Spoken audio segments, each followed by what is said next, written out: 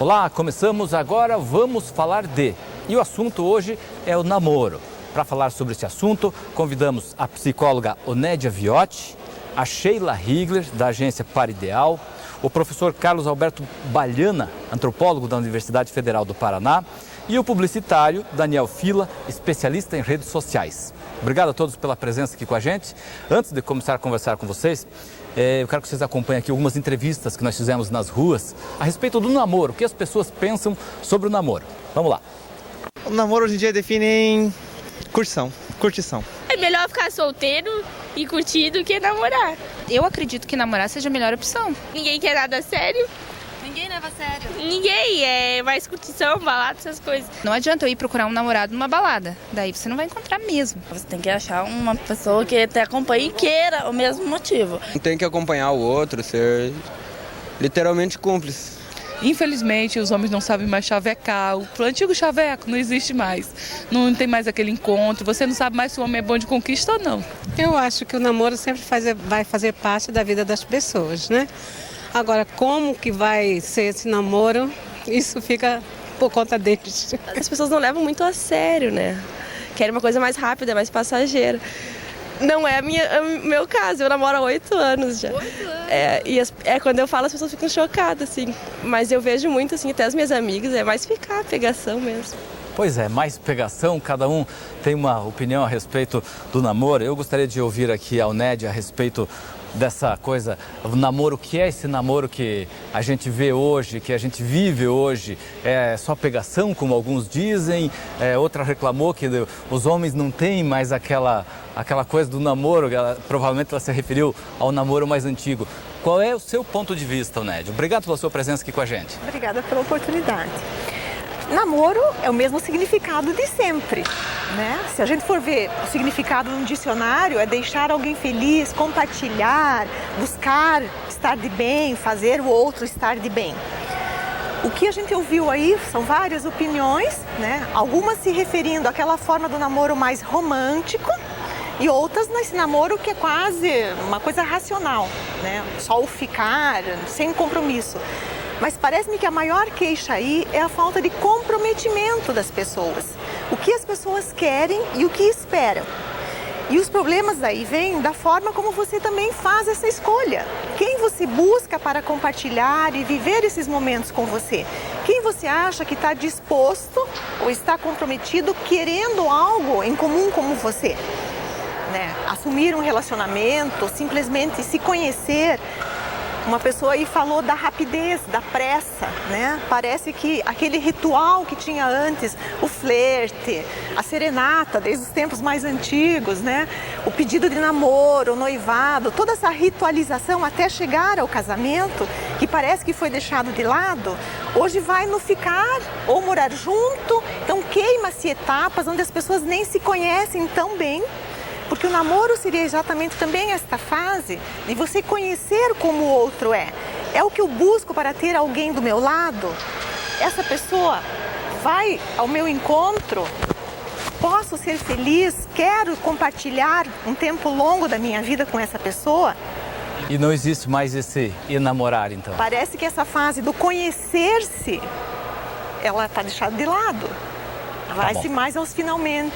Nós já vamos conversar mais sobre esse assunto. Eu quero ouvir a Sheila Higler, que é da agência Par Ideal. A Sheila me passou uns números aqui, que já fez 1.985 uniões, 42 casais se separaram, 35 retornaram, 14 estão casadas novamente.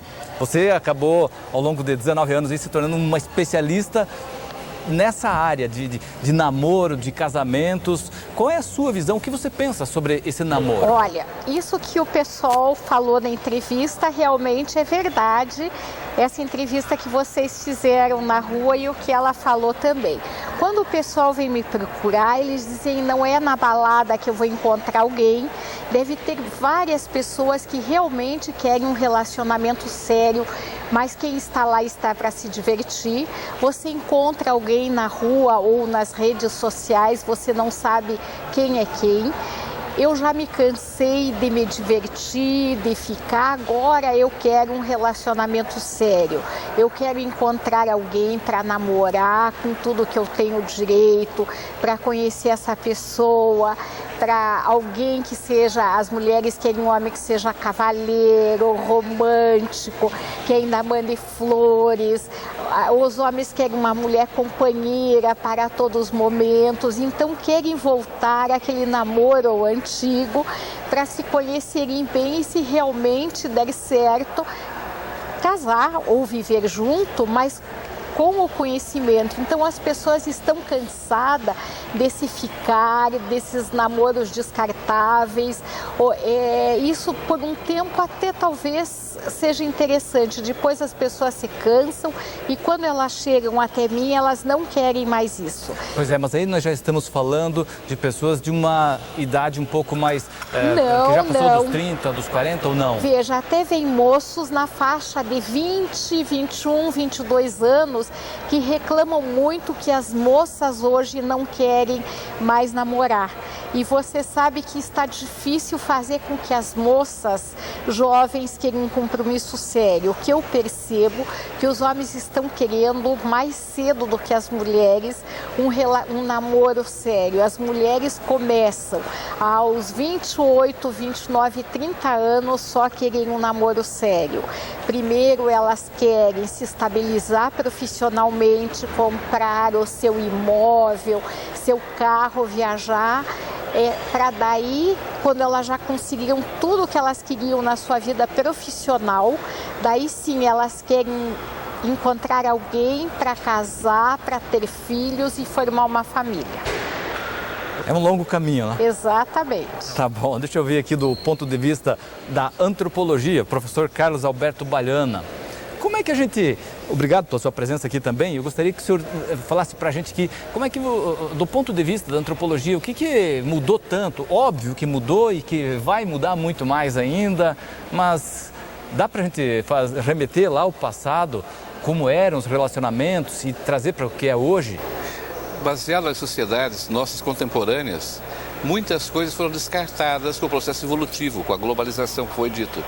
E inclusive o namoro é uma questão que foi colocada no outro plano. Por quê?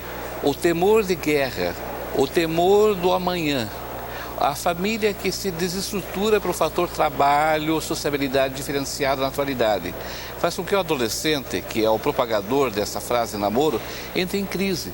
E essa crise dele está em se apegar demais ao sexo. Então, o que antes o sexo era, pela legislação católica, religiosa, condenado antes do casamento, hoje ele é liberado. O que era o sexo antes? Era algo proibido e só colocado em fronteiras sociais muito distantes da família. Hoje ele é trazido para dentro de casa, no ficar. Então, houve uma quebra tão forte do que é ser jovem e ser preparado para o casamento, que o namoro se tornou uma ponte aberta para um casamento aberto. Então, de namoro, ele passa a ser um casamento aberto, em muitos casos de namoro. Em outros casos, a tradicionalidade. Pelo fator qual? Familiar.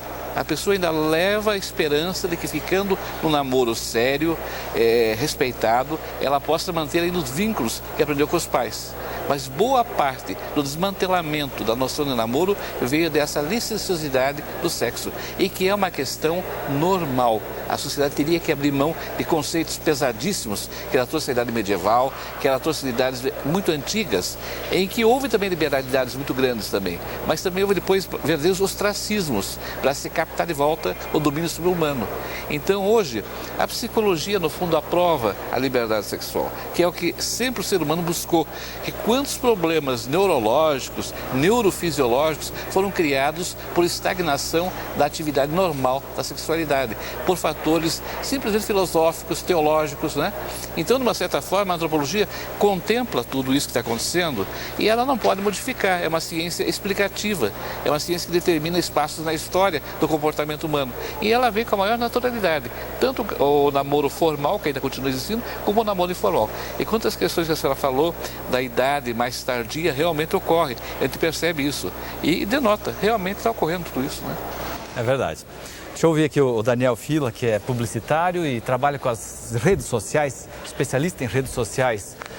o que aconteceu aqui, que o professor acabou relatando, essa mudança aí, das épocas aqui, o namoro de antigamente, essa coisa que acontece hoje. Quer dizer, hoje tudo reforçado pelas redes sociais, tudo facilitado pelas redes sociais. Nós temos aqui uma infinidade de redes sociais que as pessoas acabam estabelecendo novos relacionamentos, não é assim? Obrigado pela sua presença aqui também, Daniel. Eu que agradeço o convite, a oportunidade de estar aqui com os colegas e poder conversar um pouco sobre o web numa área que não é o meu dia a dia, que é o relacionamento, mas invariavelmente a web acaba tendo uma influência muito grande sobre essa situação do namoro, assim como em praticamente todas as esferas das nossas vidas atuais, né? Facilita muito os relacionamentos. Ah, não tenha dúvida. Então, um fenômeno muito interessante dessa situação da web versus relacionamentos é o cruzamento de dados. Então, o que acontece? De um lado temos informações sobre alguém que procura algo, do outro lado temos informações sobre alguém que está disposto a ceder algo ou também procura algo que seja complementar ao que a outra parte também está atrás. E nesse momento a gente acaba fazendo uma aproximação, só que por vezes mecânica, das pessoas. Então, a princípio, poxa, eu procuro uma pessoa loira, alta, de olhos azuis, simpática e que fale 3 idiomas e não se preocupe com eu não ser tão bonito. É um mundo ideal, né? Um mundo meio platônico. Imaginemos. E de repente surgiu aquele cruzamento de dados e 2 pessoas se encontram. Agora, será que a tecnologia é capaz de resolver todos os pequenos detalhes, os melindres, os encantos da paixão e da relação? Então, acho que é o primeiro ponto a gente fazer uma reflexão aí. Com certeza. Quer dizer, pode ocorrer uma identificação de alguns dados, como você falou. Quero de cabelo assim, olho assim e tal, de cor e tal. Encontra com essas informações. Mas é bem mais do que isso. Não são apenas dados aparentes que se procura, é isso? Hoje, sem dúvida. E hoje existe um crescente avanço de todas as ferramentas web, inclusive nesse sentido, também com apoio aí de psicólogos, de profissionais de antropologia, profissionais especializados nessa área, para conseguir aproximar cada vez mais os interesses dos 2 lados. Mas eu ainda insisto no questionamento. Será que tudo isso supera a troca de um olhar, uma situação de contato, de feromônios, de tudo mais que está envolvido? Tá bom, obrigado, Daniel. Eu quero voltar aqui a falar com a Onédia. É um mundo ideal que se desenha num primeiro momento, não é? E esse mundo é apenas ideal. Mas e quem não sonha com o príncipe encantado, né? Pois é. A gente pode listar todos esses itens, de fato. Mas há que se levar muito adiante esse sonho com o príncipe encantado ou com os pés no chão? Todos nós temos que ter nossos sonhos, mas na hora da realidade temos que ser realistas, né? E temos que ver que a realidade, o príncipe encantado que a gente sonha e idealiza, na realidade não existe, né? Como diz ele, essa questão da química é muito importante num relacionamento. Quando o professor fala dos relacionamentos de antigamente, os casamentos arranjados, era mais uma questão financeira, social, né? Idealizado, mais o racional selecionando do que o afetivo. E hoje, essa busca da felicidade, com o direito da liberdade que todo mundo conquistou e almeja, faz com que as pessoas busquem encontrar isso. Eu quero tudo isso, que eu tenho direito, né? É o mundo ideal. Exatamente. E nem sempre o mundo ideal é tão fácil de chegar até ele. Como você vai fazer essa escolha com uma oferta grande que se tem, também faz a diferença. E a postura que cada um adota diante dessa postura de escolha. O que eu quero? Como eu lido com o que eu encontro? Né? Vou me prostrar numa postura passiva? Vou continuar ativo buscando o que eu quero? Muito bacana. Nós ouvimos algumas pessoas na rua aqui para saber sobre o namoro dar certo ou não. E aí nós entramos nessa coisa da busca pela felicidade. Se você encontrando esse ser ideal, será que vai dar certo? Será que vai ter a felicidade ou não? Vamos ver o que as pessoas dizem. Confiança e respeito é o principal. Confiança. Respeito. Respeito já é mais a metade do caminho. O respeito cabe em qualquer situação, tanto na amizade como no namoro, casamento. Respeito, parceria, cumplicidade é o que precisa. Paciência, eu acho que é o segredo. Paciência, compreensão, ser sincero também, porque muitas vezes as pessoas mentem, criam um perfil que é diferente da realidade, né? Então, quanto mais normal, melhor. Primeiro de tudo tem que ser honesto, né? Porque hoje em dia tá difícil de você encontrar alguém que dê o mesmo que você dá pra ela, né? Que você... tem muita gente que, por exemplo, diz ser uma coisa e simplesmente é outra, né? Companheirismo, parceria, mas o respeito em primeiro lugar. Você faz tudo isso para dar certo? Procuro, né? Procuro fazer o melhor, né? Às vezes a gente é um pouco falho, até às vezes, mas a gente procura dia após dia ser o melhor possível, né? Eu sei o que não tem que fazer. O quê? Sair sozinho. Esse é o caminho, Sheila? Sair sozinho, ficar sozinho, daí não tem problema nenhum. É verdade, daí não tem problema nenhum, só que vai ter problema, a pessoa vai ficar depressiva se ficar sozinha, também vai ter problema. Até que ponto que aguenta ficar sozinha? Ninguém quer ficar sozinho, né? Essa que é verdade. Pode ser clichê, mas ninguém nasceu para ficar sozinho. Não, ninguém. É difícil aguentar sozinho, verdade. Não é? Então esse não é o caminho. Não. Agora, para que esse namoro dê certo, que siga adiante, seja com casamento ou não, que seja um eterno namoro aí, o que é preciso? Falou-se aqui, o respeito, respeito. É fundamental. A hora que terminou o respeito, qualquer relacionamento termina. Também depende de ambos, né? Eu acho que para um relacionamento dar certo, tem que ter companheirismo, cumplicidade, compreensão. E o que nós trabalhamos muito na nossa empresa é que as pessoas sejam do mesmo nível social, cultural e financeiro. Quando as pessoas são de níveis totalmente diferentes, eu não acredito que os relacionamentos deem certo. São muito poucos relacionamentos que dão certo. Hoje já existem pesquisas no mundo inteiro, feito com casais, e pesquisas feitas assim com 20, 30 anos trabalhando com casais, feita por psicólogos da Europa, nos Estados Unidos, e foram comprovados que os casais que continuaram juntos nesse período de tempo eram casais que tinham o mesmo nível cultural, social, financeiro e que gostavam das mesmas coisas. A pesquisa diz então que um pobre não pode casar com um rico, vai dar errado lá na frente, ou um rico... Veja, quando uma pessoa de um nível muito diferente do outro casam, com o futuro às vezes acaba dando dificuldade, acaba tendo problemas. Quando um cresce e outro não, quando um começa a cobrar do outro, quando um tem estudo e outra pessoa não tem estudo nenhum, não é tanto a parte financeira, mas as posturas da pessoa. Então, o que a gente procura fazer na nossa empresa é apresentar pessoas que têm um nível semelhante. E o que eu percebo, chegam pessoas que eu digo, por que você se separou? Porque nós éramos muito diferentes, ou porque quando nós casamos, até nós éramos de um nível semelhante. Um estudou, o outro estudou, e nossos objetivos mudaram. Então, quando as pessoas mudam e tomam rumos diferentes na vida, os relacionamentos terminam. Pois é, aquela história então de que os opostos se atraem, eles se atraem e depois com o tempo eles acabam se traindo. Então a teoria de que tem que serem parecidos, gostarem das mesmas coisas, ou tem não coisas tão diferentes assim. Não tão diferentes, tem mais chances de darem certo, né? Não existe receita pronta, né? Mas quanto mais parecidos eles forem, mais certo vai dar, mais chances. Professor Baliano, o senhor concorda? Concordo.